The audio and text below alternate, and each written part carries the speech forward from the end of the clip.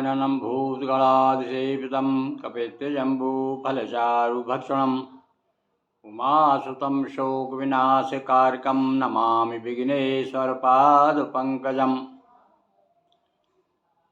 नर्मदापुरं सुविख्यातं रेवाया दक्षिणे तटे सेवाश्रमे सुराजिता देवी नर्मदायै नमो नमः। शान्ताकारं भुजगशयनं पद्मनाभं सुरेशं विश्वाधारं गगनसदृशं मेघवर्णं सुअङ्गं लक्ष्मीकान्तं कमलनयनं योगविद्यानिगम्यं वन्दे विष्णोर्भो वैहरणं सर्वलोकैकनाथम्।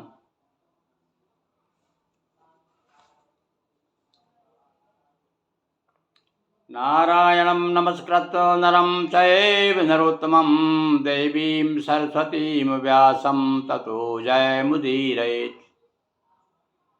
भगवान शिव और भगवान विष्णु के परम भक्तों,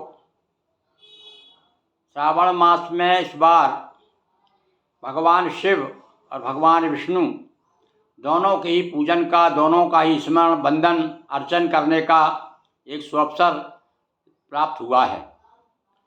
हम श्रावण के प्रथम दिवस से ही आपको शिव पुराण की कथा सुना रहे हैं। 18 पुराण से पुरुषोत्तम मास, जिसे पहले खरमास, मलमास, अधिक मास कहा जाता था, और भगवान विष्णु के प्रयत्न से उसे पुरुषोत्तम मास की उपाधि प्राप्त हुई। भगवान विष्णु स्वयं अधिक मास की जो अधिष्ठात्री देवी है उसे लेकर के गोलोक पहुँचे थे, और वहाँ भगवान श्री कृष्ण ने अपना नाम, अपनी उपाधि पर उसको मास को दी, इसलिए वो पुरुषोत्तम मास कहलाया। कहा गया है कि कार्तिक मास में जितने भी पुण्य प्राप्त होते हैं व्रत करने से, दान पुण्य करने से, भजन पूजन करने से, उससे 1000 गुने फल हमें प्राप्त होते हैं पुरुषोत्तम मास में करने से। यह पुरुषोत्तम मास भगवान श्री कृष्ण, भगवान शिव, भगवान विष्णु और भगवान सबका पूजन अर्चन करने का, स्मरण करने का मास है। 18 जुलाई से पुरुषोत्तम मास लगेगा, तो बीच में एक माह हम आपको विष्णु पुराण सुनाएंगे।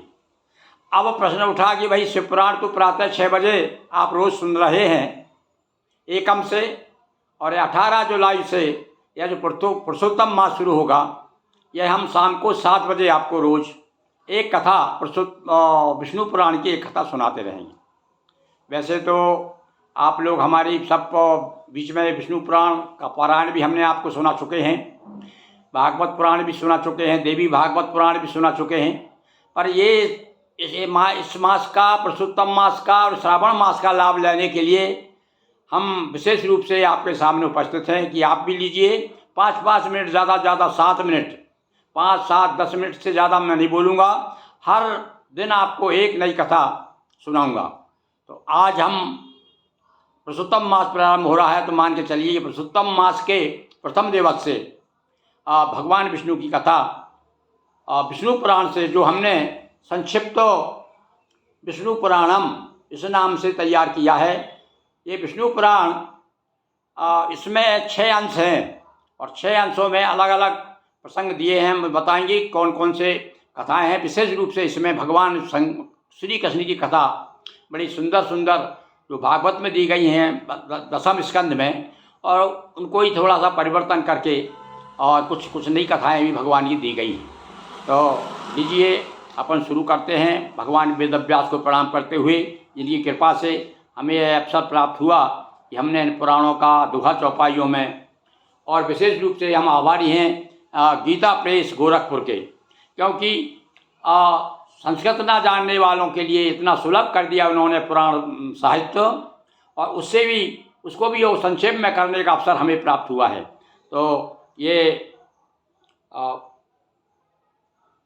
विष्णु पुराण प्रारंभ करते हैं मंगलाचरण से। सुनिए, इसके हमने एक दोहा पहले इसके मुखपृष्ठ पे दिया है, वो सुनिए कि शिव हैं विधि हैं आप ही आदि शक्ति के रूप, हे विष्णु तब रूप में सारे रूप है अनूप। भगवान विष्णु का स्मरण कीजिए, भगवान शिव का कीजिए, आपको बराबर फल प्राप्त होगा।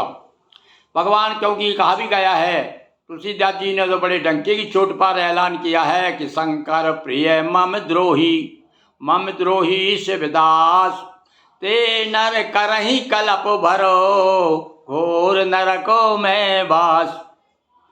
तो अभेद दृष्टि से रखते हुए आज श्रावण मास में हम भगवान विष्णु के चरणों में अपना प्रणाम निवेदन करते हैं और कथा प्रारंभ करते हैं। सबसे पहले वेदव्यास जी को और माता सरस्वती को स्मरण कर लें, और पुरुषोत्तम मास है तो पुरुषोत्तम नारायण को याद कर लें।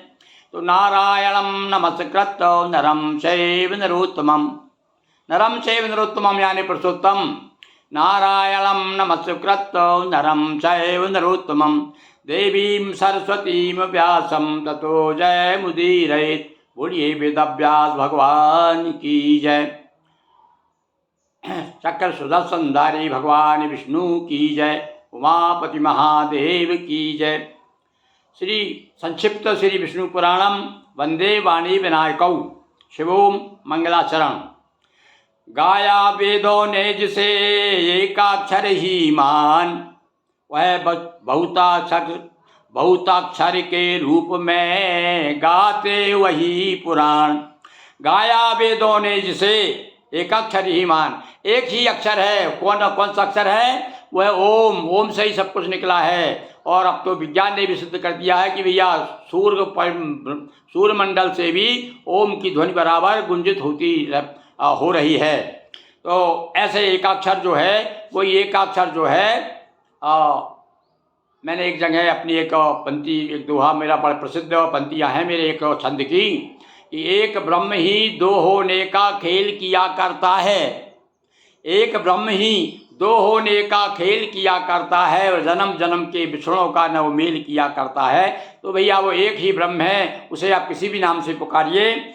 तो गम गणेश का बीज है और क्रीम काली का रूप, लम लक्ष्मी सम सरस्वती नम नर्मदा वनूप, सतरज तम आकार में लेते रूप विशेष। अब देखिए, ये जो अनेक विशेष रूप जो हमें दृष्टिगोचर हो रहे हैं, इसके पीछे तीन गुणों का आश्रय लेते हैं।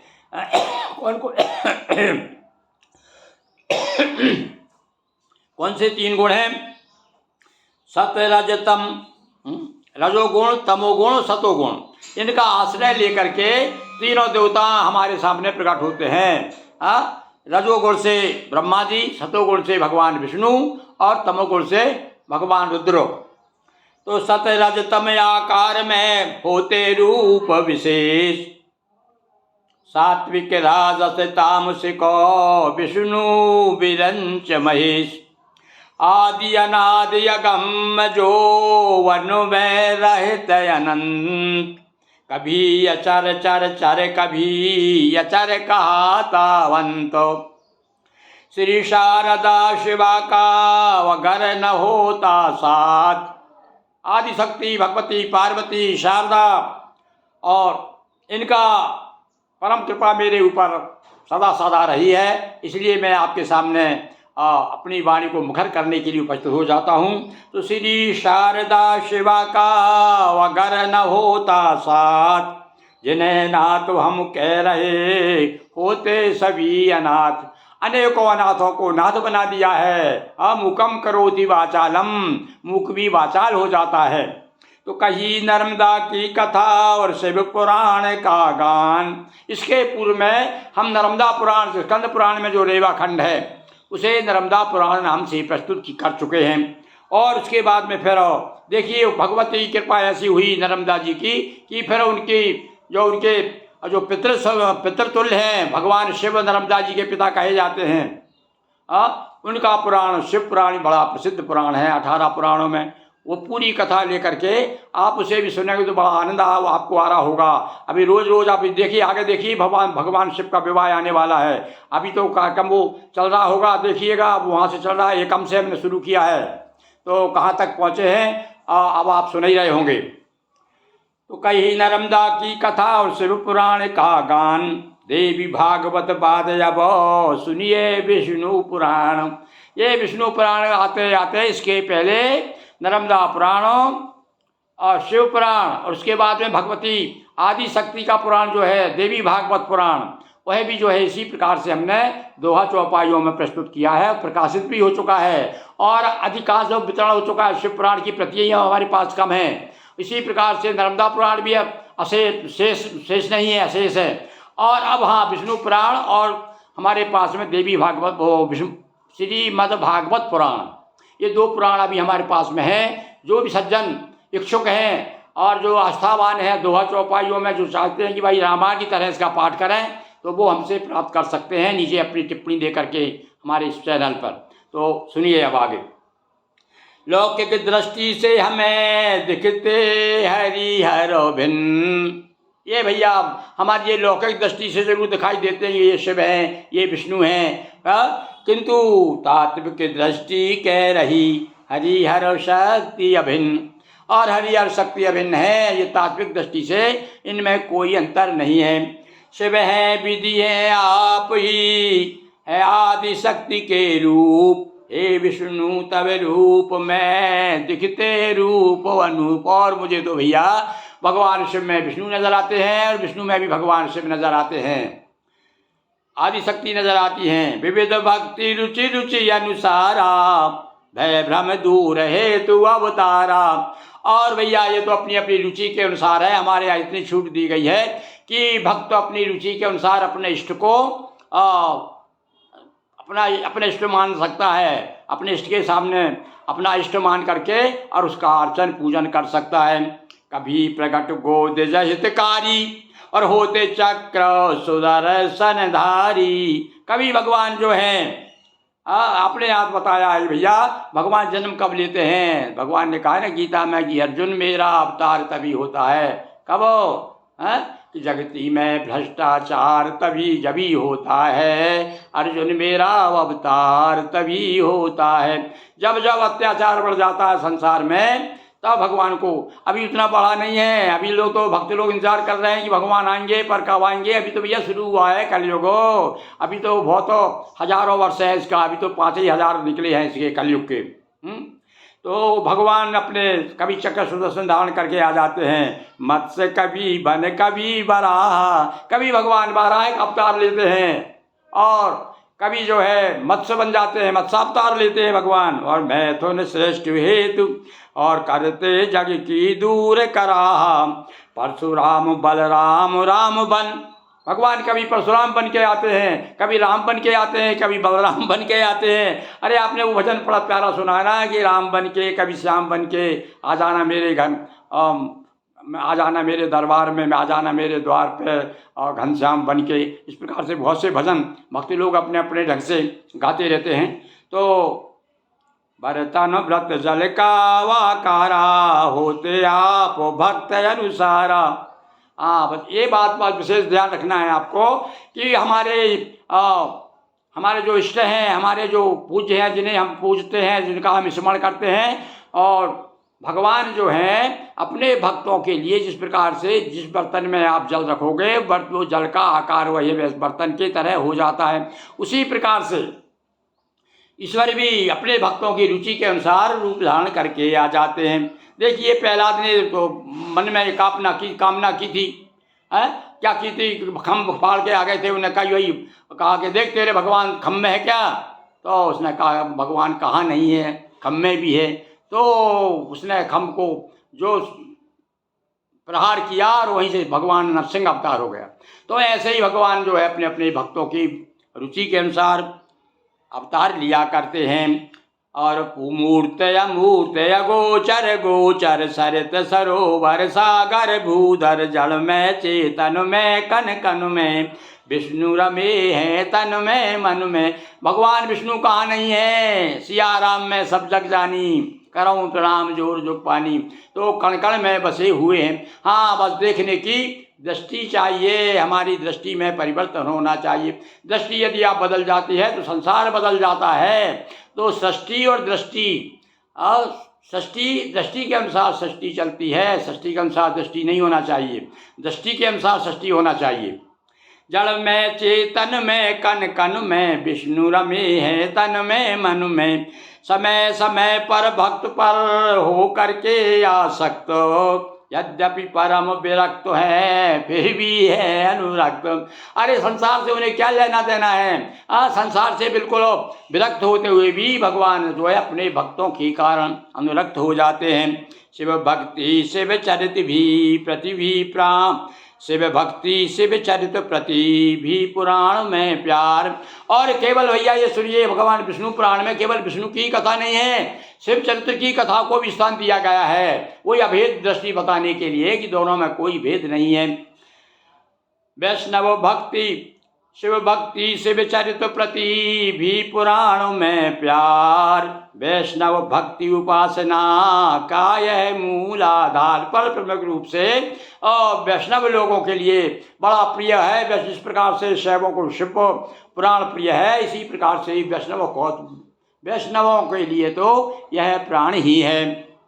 पिता पराशर व्यास के द्वारा रचित पुराण, 6 अंशों में विभाजित चर्चित विषय महान।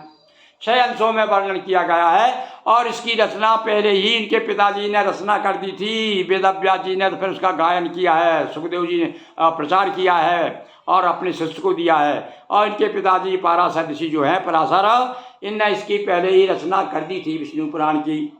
अब इसमें प्रथम अंश में क्या है, दूसरे में क्या है, तीसरे में क्या है, संक्षेप में सुनिए। प्रथम अंश में सृष्टि वर्णन, 2 भूगोल खगोल प्रदर्शन, खगोल भूगोल का वर्णन मिलेगा आपको इसमें। अंश तीसरा श्राद्ध निरूपण, वेद शाख मनवंतर अंकन।